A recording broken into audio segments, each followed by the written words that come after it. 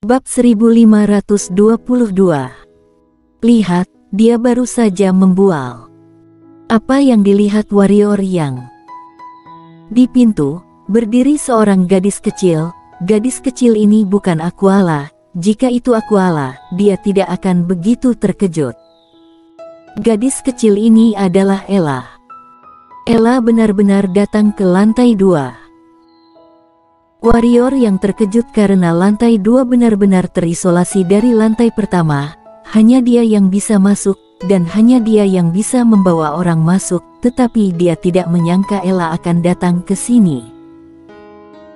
Di pintu, Ella melihat sekeliling dengan rasa ingin tahu, kemudian memuji, "Tes-tes, waktu di sini sebenarnya berbeda dari luar dan kekuatan waktu telah diubah. Sungguh menakjubkan." Warrior yang berjalan ke arah Ella dan berkata, "Mengapa? Kenapa?" Ella mengerjap, bingung. Warrior yang memandang Ella sejenak, "Mengapa kamu di sini?"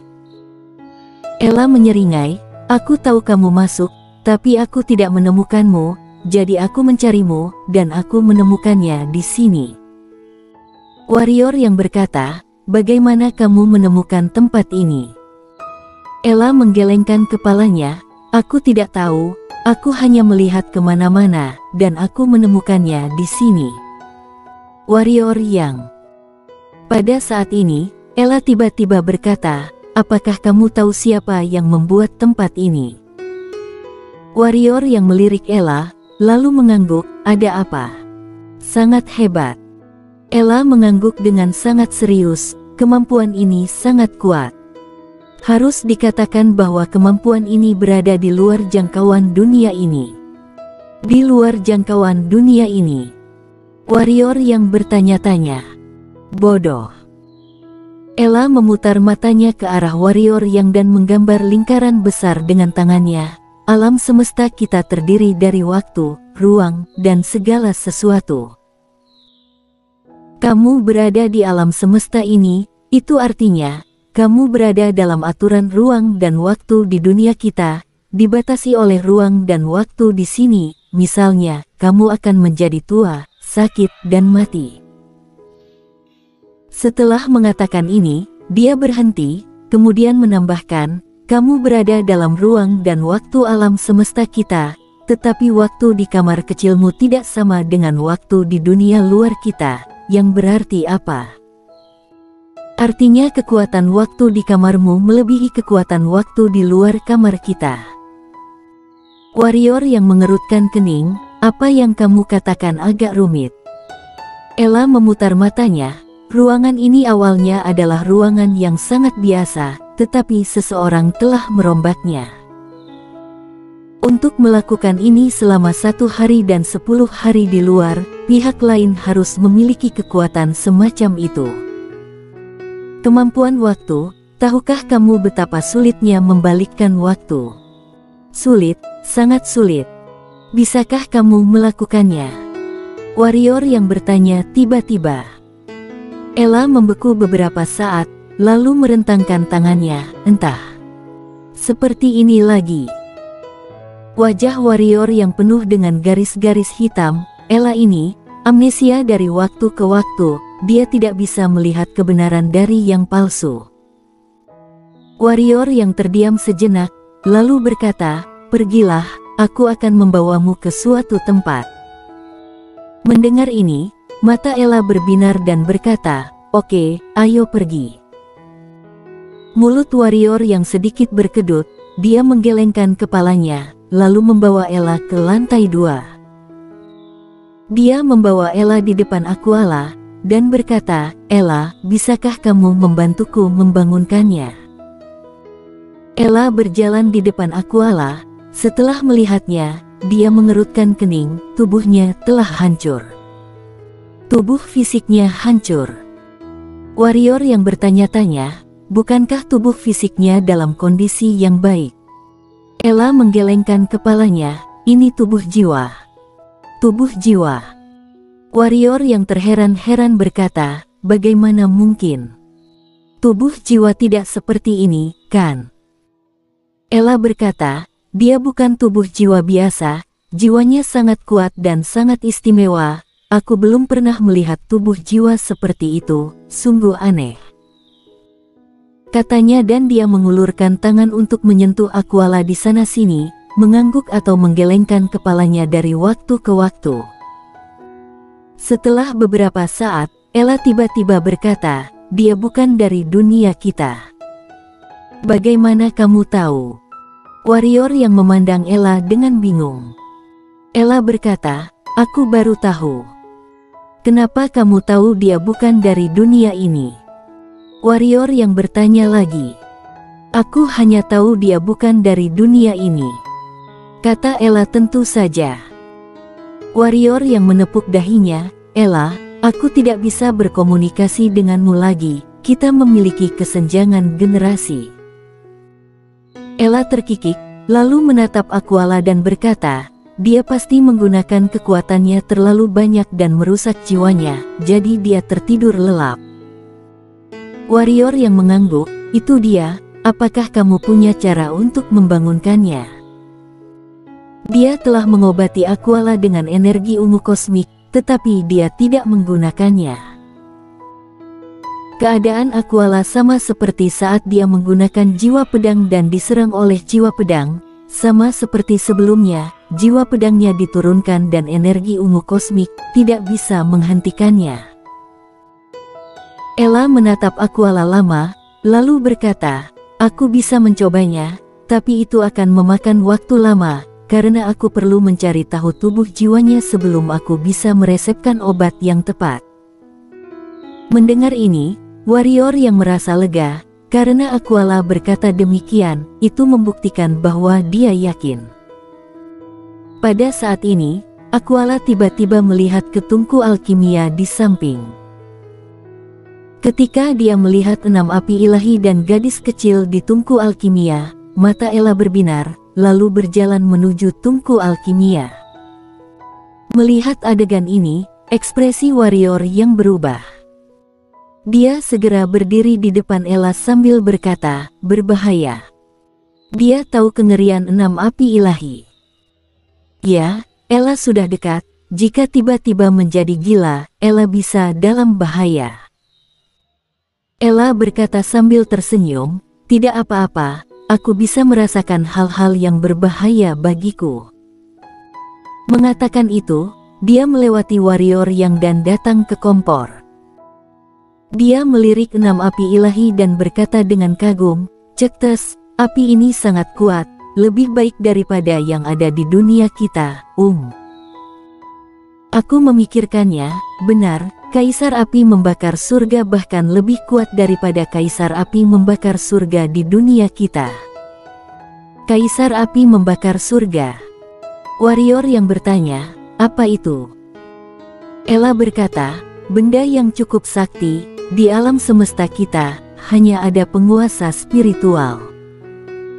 Tidak ada penguasa spiritual yang telah dewasa tidak kuat seperti itu. Penguasa spiritual. Warrior yang berkata dengan sungguh-sungguh, "Apakah kamu tahu penguasa spiritual?" "Tentu saja aku tahu." Ella berkata, "Penguasa spiritual, roh dari segala sesuatu, sangat kuat." Pada saat ini, warrior yang tiba-tiba memandang Ella dan berkata, "Ella, siapa yang lebih kuat antara kamu dan penguasa spiritual?" Ella mengerjap, lalu berkata, "Aku tidak tahu, dan aku tidak tahu cara bertarung." Penguasa spiritual sepertinya tidak suka berkelahi.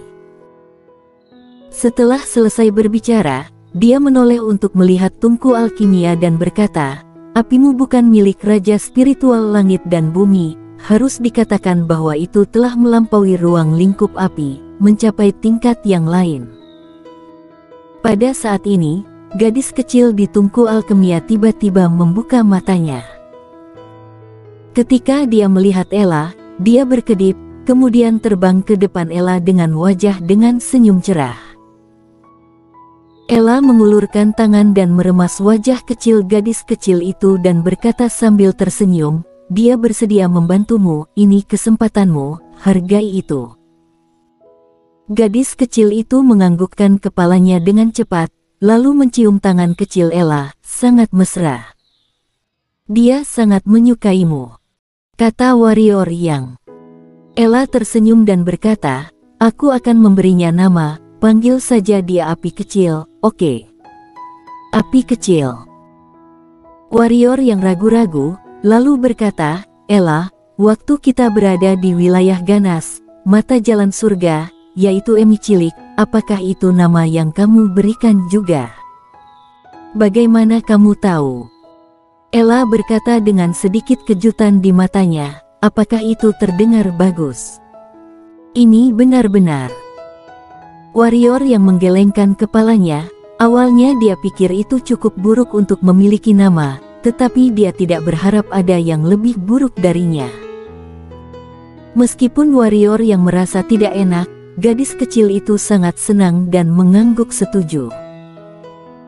Warrior yang dan Ella tinggal sebentar, kemudian meninggalkan pagoda Hongmeng. Dia tidak lupa bahwa dia harus mengikuti kompetisi. Sehari kemudian, warrior yang meninggalkan ruang pelatihan. Pada saat ini, Lion dan Kenji sudah menunggu di luar pintu. Selain Lion dan Kenji, ada juga Hugo. Melihat warrior yang, Hugo datang dan membungkuk, "Kau tidak akan mengatakan apa-apa lagi, kalau kelak membutuhkan bantuanku, aku tidak akan menolak." Dia tahu betul bahwa dia tidak punya kesempatan sama sekali untuk mencapai babak berikutnya tanpa bersama beberapa orang baik. Namun, orang-orang kuat, seperti Lion dan Kenji, tidak akan datang kepadanya sama sekali. Orang kuat selalu ingin bersama orang yang lebih kuat. Yang terburuk, mereka tidak bisa lebih buruk dari diri mereka sendiri. Jadi, jika bukan karena warrior yang, Lion dan Kenji tidak akan menerimanya sama sekali. Warrior yang tersenyum, sama-sama. Hugo mengangguk, tidak mengatakan apa-apa, beberapa hal, tidak peduli berapa banyak yang dia katakan, dia tidak bersungguh-sungguh, kuncinya adalah bagaimana melakukannya. Pada saat ini, Lion berkata, ayo pergi. Warrior yang mengangguk, dan begitu saja, mereka berempat datang ke alun-alun. Pada saat ini, banyak siluman monster telah berkumpul di alun-alun. Namun saat ini, banyak siluman monster yang datang hanya untuk menonton pertunjukan.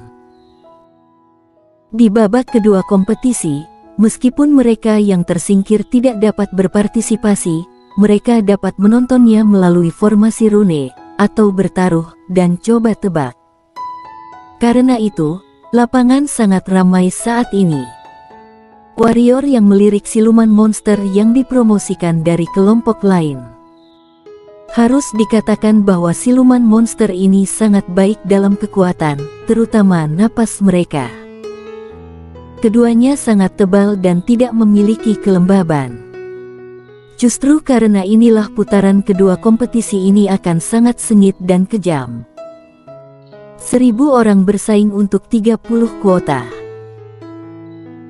Pada saat ini, sekelompok orang tiba-tiba berjalan ke arah mereka berempat, warrior yang dipimpin oleh seorang pria yang mengenakan kulit binatang, dan pemuda itu memimpin kelompok itu ke mereka berempat. Cibiran muncul di sudut mulutnya, menatap Lion dan berkata, Lion, ini yang kamu cari. Domba. Haha. Warrior yang memandang Lion dan berkata, siapa orang ini? Posisi ketiga dalam kelompok kita. Hugo menjelaskan di samping warrior yang, Lion dan mereka berdua mencarimu tapi bukan dia. Kurasa mereka kesal. Lion melirik pemuda kulit binatang itu, lalu berkata pelan, dia lebih baik darimu. Lebih kuat dariku. Ekspresi mengerikan muncul di sudut mulut pemuda kulit binatang itu, lalu berbalik untuk melihat warrior yang, aku bisa mengalahkan 10 orang semacam ini, aku. Pada saat ini, suara pemuda kulit binatang itu tiba-tiba berhenti, karena sebuah tangan mencekik lehernya.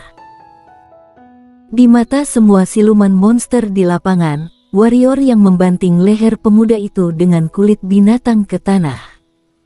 Duar. Tanah retak dan darah berceceran.